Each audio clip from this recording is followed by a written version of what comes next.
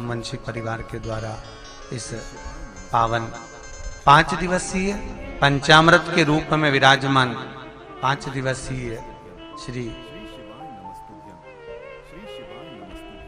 गणेश चरित्र शिव महापुराण को श्रवण करने का सौभाग्य अपन सभी को मिला है।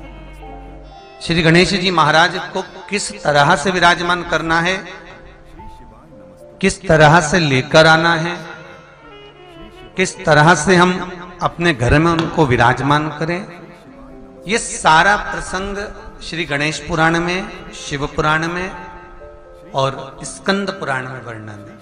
हम किस तरह से भगवान श्री गणेश जी की आराधना करें, हम किस तरह से भगवान श्री गणेश जी का स्तमन करें। गणेश चरित्र को श्रवण कराकर ना जाने कितनों के घरों में भगवान गणेश जी तो बिठाते थे, पर ना जाने कितनी गलतियां वो कर जाते थे। उन गलतियों को संवारने का मौका ये 5 दिन की कथा दे जाएगी। इस तरह से गणेश जी लोग बिठाते हैं, पार्थिव गणेश जी के मिट्टी के गणेश जी का निर्माण कराकर जो विराजमान करते हैं। घर में किस जगह पर गणेश जी की मूर्ति होना चाहिए, घर में किस जगह पर गणेश जी का चित्र होना चाहिए। कई लोगों के दरवाजे पर हम लोग देखते हैं, कई बार जाते हैं तो हम प्रसंग देखते हैं कि लोगों के घर में, घर जब बाहर के ओटले पर, बाहर के छज्जे में, बाहर की बाउंड्री में लोगों के यहाँ गणेश जी का फोटो लगा रहता है, टाइल्स लगी रहती है गणेश जी। अब एक ने वो टाइल्स लगवा दी तो उसको देखकर दूसरा टाइल्स लगवा लेता है गणेश जी की, फिर कोई तीसरा लगवा लेता है, कोई चौथा लगवा लेता है। अरे भैया, शास्त्र क्या कह रहा है, हमारे शास्त्र क्या वर्णन कर रहे हैं वो भी तो ज्ञात करो। हमारे शास्त्र किस तरह से कह रहे हैं, क्या क्या वर्णन कर रहे हैं वो भी तो व्याख्यान देखो। भगवान भूत भावन भूतेश्वर की यह 5 दिवसीय शिव महापुराण की कथा सोमवंशी परिवार ने जो ली है, ये हमारी कई गलतियों को संवार देगी। और इस कथा को श्री गणेश चरित्र तो हम कह ही रहे हैं, पर इस कथा को यदि आनंद भाव से देखें तो ये पंचामृत भी है, क्योंकि 5 दिन की है, कह सकते हैं शिव पंचामृत भी है। लोग गणेश जी की मूर्ति को विराजमान करते हैं, फिर उसको क्या करना चाहिए, कैसे रखना चाहिए, घर से विदा करें तो क्या करें, कैसे उनकी आराधना करें। और हम ऐसा क्या कर दें कि गणेश जी की आराधना करने पर हमारे घर में से कभी रिद्धि सिद्धि जाए ना। शिव महापुराण के माध्यम से मेरा दिल कहता है, मेरा मन कहता है कि ये जो चरित्र आप 5 दिन का शिव महापुराण का श्रवण कर रहे हैं, ये आपको जीवन का सुख तो दे जाएगा। और ना जाने, मैं तो यही कहूंगा कि कहीं भोलेनाथ जी की बड़ी कृपा है आप पर, जो आप इस कथा को और श्री गणेश जी के पावन चरित्र का स्तमन कर रहे हैं। कहीं भोलेनाथ को जितने श्रोता भाई बहन इस पावन चरित्र को श्रवण कर रहे हैं, जितने श्रोता भाई बहन इन पावन शिव कथा को श्रवण कर रहे हैं, शिव महापुराण का स्तमन कर रहे हैं, सुंदर गणेश चरित्र को श्रवण कर रहे हैं, तो मुझे कहीं लगता है कि विश्वनाथ की कृपा है। इसलिए आपकी गलतियों को संवारने के लिए भोले बाबा लगातार निरंतर ऐसी पावन पावन कथाएं आपके बीच में दे रहे हैं। ये शिव की कृपा। इसलिए ऐसे पावन पावन चरित्र हम सभी को श्रवण करने का सौभाग्य मिला है। अपन सब श्रवण करने के लिए बैठे हैं। जिस शिव महापुराण को आप श्रवण करने के लिए बैठे हो, श्री गणेश चरित्र को, शिव महापुराण को यदि आप अपने हृदय रूपी पल्लू में संजो कर रखोगे, शिव महापुराण को अपने हृदय में बांध कर रखोगे, तो ये पक्का है कि ये शिव पुराण आपके जीवन में सुख, समृद्धि, वैभव, धन, लक्ष्मी सब प्रदान कर दे। ये पक्का।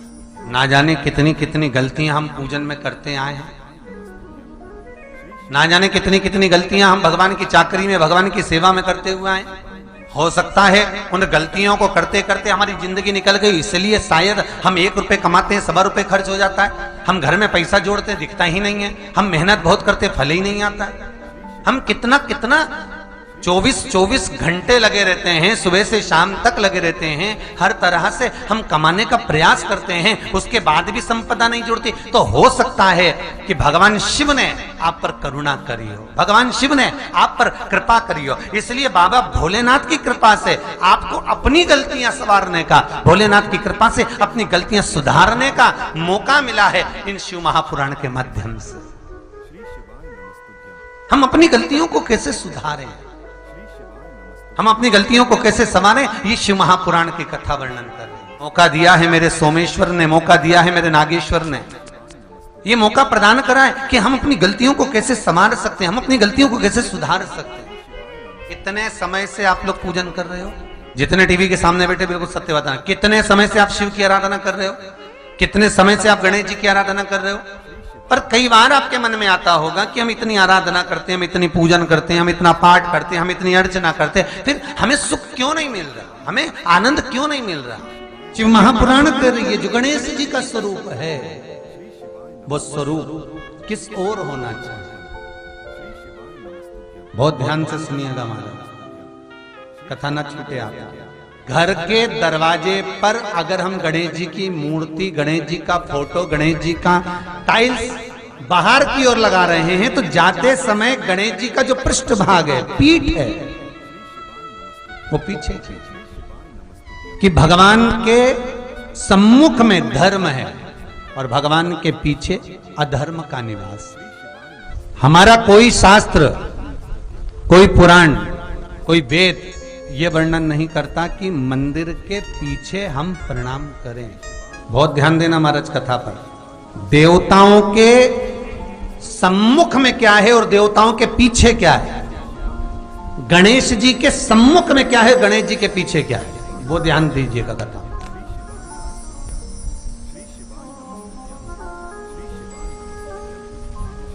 दाऊ दादा, आज युद्ध नहीं लड़ना है, आज युद्ध का मैदान छोड़कर भागना है। कन्हैया, ये किसी गोपी का घर नहीं है, कन्हैया ये कोई गोपी का घर नहीं जहां से युद्ध छोड़कर भागना है, जहां से माखन चुराकर भागना है। ये युद्ध का मैदान है, यहां पीठ नहीं दिखाई जाती। भगवान कृष्ण कहते हैं दाऊ दादा ये सब बात की बात है, पर कुछ भी हो भागना पड़ेगा। क्यों दाऊ दादा, जब मैं भागूंगा मेरे पीछे पीछे काल्यावन भागेगा, मेरी पीठ का दर्शन करेगा, तो इसने जिंदगी में जितने पुण्य करे होंगे, जितना दान करा होगा, जितना सत्कर्म करा होगा, सारा की सारा वो छिन्न हो जाएगा, समाप्त हो जाएगा। आज के जमाने में एक फैशन चल गया, लोग मंदिर जाते हैं दर्शन करने के लिए, जितने आगे प्रणाम नहीं करते उतने मंदिर की दीवार को प्रणाम करते, पीछे माता भड़कते, पीछे प्रणाम करते। किस शास्त्र में वर्णन किया गया कि मंदिर के पीछे प्रणाम करो? भगवान युद्ध का मैदान छोड़कर भागे, काल्यावन पीछे पीछे भागा। श्रीमद् भागवत कहती है जब काल्यावन पीछे पीछे भागा, भगवान की पीठ देखकर भाग रहा था, और भगवान की पीठ देखकर जब काल्यावन भागता गया भागता गया भागता गया, तो भगवान कृष्ण जब गुफा में प्रवेश करे, भगवान को मारने की जरूरत ही नहीं पड़ी। मुचकुंद के नेत्र खुले और काल्यावन जलकर भस्म हो गया। शास्त्र कहता है मंदिर के पीछे प्रणाम करने से हमारा दान, हमारा पुण्य, हमारा सत्कर्म छिन्न हो जाता है। परिक्रमा करो मना नहीं है, आप तुलसी की परिक्रमा करो, बड़ की परिक्रमा करो, आप पीपल की परिक्रमा करो, आंवले की परिक्रमा करो, शमी वृक्ष की परिक्रमा करो, बेलपत्र की परिक्रमा करो, आपको मना नहीं है। किसी मंदिर की परिक्रमा करो मना नहीं है, देवता की परिक्रमा करो मना नहीं है, देवी की परिक्रमा करो मना नहीं है, पर मंदिर के पीछे अगर प्रणाम करा है तो हमारा दान, हमारा पुण्य, हमारा सत्कर्म हमारे पास से छिन्न हो जाता है, समाप्त हो जाता है। वो छिन्न हो गया, समाप्त हो गया। माता ख्याति देवी, ख्याति देवी की दो बेटी लक्ष्मी और ज्येष्ठा। ज्येष्ठा बड़ी पुत्री है माता ख्याति की और लक्ष्मी छोटी है। और शिव महापुराण में आपको पहले भी वर्णन करा कि माता लक्ष्मी की माता ख्याति देवी शंकर की आराधना करती थी, शिव का स्मरण करती थी।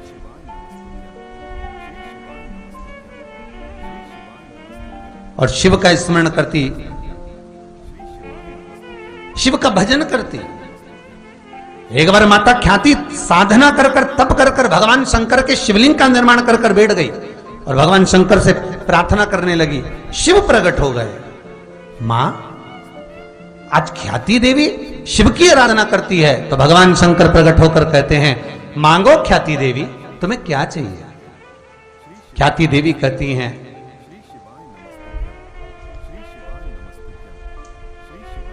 मेरी 2 पुत्रियां हैं, ज्येष्ठा जिसको लोग दरिद्रता कहते हैं,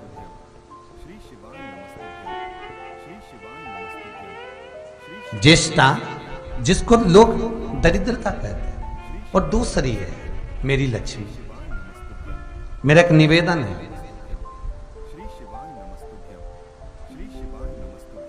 बोलिए, इन दोनों कन्या को मैं आपको देना चाहती हूं। लक्ष्मी भी मैं शंकर को देना चाहती हूं और दरिद्रता भी मैं शंकर को देना चाहती हूं।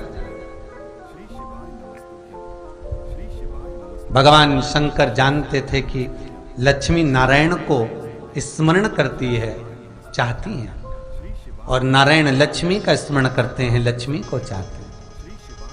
और दरिद्रता एक ऐसी देवी है जिसको कोई चाहता ही नहीं है, जिसको कोई लाना ही नहीं चाहता।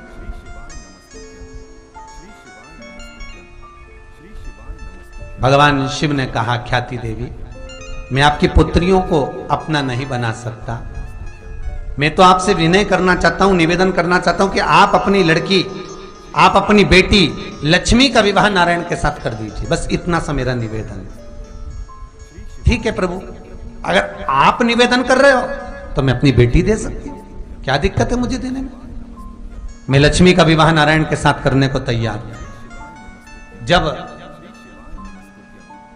भगवान विष्णु को लेकर भगवान शंकर माता ख्याति देवी के घर में पहुंचे और माता ख्याति देवी के घर में पहुंचे तो ज्येष्ठा को मालूम पड़ा, दरिद्रता को मालूम पड़ा कि लड़की को देखने के लिए, कन्या को देखने के लिए भगवान आ रहे हैं। अब दरिद्रता भगवान विष्णु को अधिक प्रेम करती थी, तो दरिद्रता के मन में आया, दरिद्रता के मन में भाव आया, चलो मैं तैयार हो जाती हूं। और दरिद्रता श्रृंगार कर कर भगवान विष्णु के सम्मुख में आकर खड़ी हुई। भगवान विष्णु उसको निहारे नहीं, देखे नहीं। तब लक्ष्मी जी आई और भगवान विष्णु ने उन्हीं को वर्ण किया। लक्ष्मी और नारायण का विवाह पक्का हो गया। लक्ष्मी जी ने भगवान विष्णु से एक प्रार्थना करी, प्रभु मैं आपसे विवाह करने को तैयार हूं, मना नहीं है, पर निवेदन केवल इतना सा है प्रभु कि मेरी बड़ी बहन दरिद्रता कुंवारी बैठी हुई है, मेरी बड़ी बहन ज्येष्ठा कुंवारी बैठी है, और इसकी शादी ना हो और उससे पहले मेरी शादी हो जाए छोटी बहन की, तो लोग क्या कहेंगे? भगवान नारायण ने कहा, तो एक काम करते हैं, पहले आपकी बड़ी बहन की शादी कर देते। भगवान विष्णु गए और आज भगवान विष्णु भूमंडल पर पहुंचकर भगवान शंकर से कैलाश पर्वत पर जाकर निवेदन करते हैं कि आप दरिद्रता का विवाह कर दीजिए। जन्म, मरण और परण, जन्म देने वाला मेरा शिव, मारने वाला मेरा शिव, और परणाने वाला, विवाह शादी कराने वाला भी मेरा शिव, मेरा भोलेनाथ, मेरा ओ घरदानी, मेरा शंकर। जन्म, मरण और परण, ये 3 शिव के हाथ। प्रभु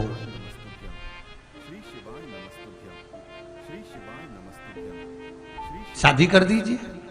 भगवान शंकर भगवान विष्णु को लेकर दुसाह मुनि के पास पहुंच गए। दुसाह मुनि कौन? लोग दुख भी कह देते हैं, दुसाह जी। और दुसाह जी के पास में जाकर निवेदन किया, आप इस गरुड़ पुराण में दूसरे अध्याय में दूसरा स्कंद के अंतर्गत वर्णन किया गया है, जीव जब प्राणों को छोड़ता है, जीवात्मा सबसे पहले जब प्राणों को छोड़ती है, सबसे पहले जीवात्मा जब प्राणों को छोड़ती है और उसकी श्वास निकलती है अंतिम, तब वो जीवात्मा सबसे पहले श्री गणेश जी से मिलती, गणाधिपति से। प्रथम देव गणेश। तो उस जीवात्मा को सबसे पहले कालों के काल महाकाल से पूछकर, आपको पहले भी कथा में कहा कि मृत्यु लोक में अगर किसी के प्राण छूटेंगे, भूमंडल पर यदि किसी के प्राण जाएंगे, तो सबसे पहले शंकर से पूछा जाएगा कि इनको लेकर जाना है कि नहीं जाना। राजा श्वेत का चरित्र, क्योंकि भगवान ने स्वयं मृत्यु देवी की भी हत्या कर दी, उनको भी मार दिया। यमराज के प्राण छूट गए थे, तो भगवान शंकर ने वर कहा था, धर्मराज सुनो, सूर्यनारायण सुनो, अगर एक बार भी यमराज के दूत पृथ्वी पर आए और मुझसे बिना पूछे किसी को ले गए तो ठीक नहीं होगा। तो सबसे पहले अगर प्राण छूटते हैं तो गणेश जी के पास जाते हैं, तो गणेश जी उन प्राणों को लेकर, उस जीवात्मा को लेकर शिव के पास में पहुंचते हैं। प्रभु, ये जीवात्मा जाने वाली है और ये जीवात्मा मेरे पास आने वाली है, इस जीवात्मा का क्या करना। भगवान गणेश विराजमान होकर सुंदर लेखनी से लेख लिखते हैं। इसलिए हिंदू धर्म में शास्त्र कहता है, गणेश जी की खड़ी मूर्ति की प्राण प्रतिष्ठा नहीं होना चाहिए। अगर आप अपने घर में गणेश जी लेकर आने वाले, गणेश जी अगर लेकर आ रहे हैं तो बैठी हुई मूर्ति लेकर आए। और गणेश जी लाए मना नहीं है, गणेश जी जब लेकर आए तो घर में बिठाने के लिए ला रहे हैं तो राइट सूंड का गणेश लेकर आए, सीधी हाथ का। आपका सीधा हाथ देख लेना, उसी के हिसाब से गणेश जी को अपनी ओर रखकर, या गणेश जी का सीधा हस्त कमल देख लेना। आपका तो उल्टा मान्य होगा जब आप देखेंगे तो गणेश जी का जो सीधा हस्त कमल हो, उस साइड अगर गणेश जी की सूंड है तो वो सूंड का गणेश घर के अंदर विराजमान हो। उल्टी सूंड का गणेश, लेफ्ट सूंड का गणेश, ये गणेश व्यापार, व्यवसाय, फैक्ट्री, दुकान, बिजनेस, ऑफिस जगह पर विराजमान हो। बहुत ध्यान देना, उल्टी सूंड के गणेश बहुत कम बनते हैं। क्यों कम बनते हैं? इसका शास्त्रीय प्रमाण है। कभी किसी मूर्तिकार के पास जाना और मूर्तिकार के पास जाकर पूछना, भैया तुम उल्टी सूंड का गणेश क्यों नहीं बनाते? जितने भी बनते सीधी सूंड के बनते। कभी पूछना उससे, वो बताएगा कि उल्टी सूंड के अगर गणेश जी बनाए, 50 गणेश जी अगर उल्टी सूंड के बनाए हैं तो उसमें से कम 30 गणेश जी अपने आप टूट जाते हैं या बिगड़ जाते हैं। ये शास्त्र रीति है। उल्टी सूंड का गणेश बहुत कम पक पाता है या मिट्टी का बन पाता है। और यदि आपने अपने हाथों से भी उल्टी सूंड का गणेश मिट्टी का बनाया तो 10 दिन पूजन करोगे, 10 दिन के अंदर वो मूर्ति, वो सूंड, वो गणेश जी चटक जाएंगे। उल्टी सूंड का गणेश टिकता ही नहीं है, वो बीच में से खंडित हो ही जाए।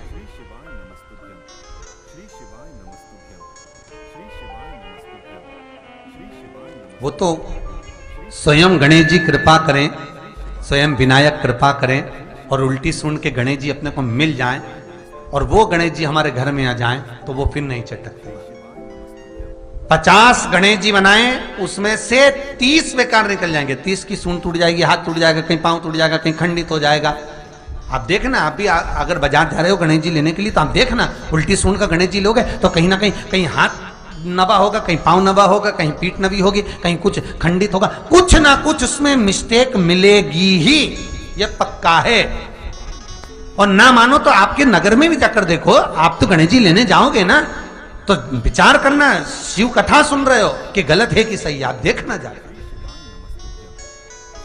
सीधी सूंड के गणेश जी देखोगे तो खंडित कम मिलेंगे, पर उल्टी सूंड का अगर गणेश जी ढूंढोगे तो कहीं हाथ की उंगली, कहीं पांव, कहीं पीठ, कहीं कमर, कुछ ना कुछ उसमें कमी मिलेगी ही, ये पक्का। शिव महापुराण कहते हैं, गणेश पुराण कहते हैं, क्योंकि सीधी सूंड के गणेश जी को मनाने के लिए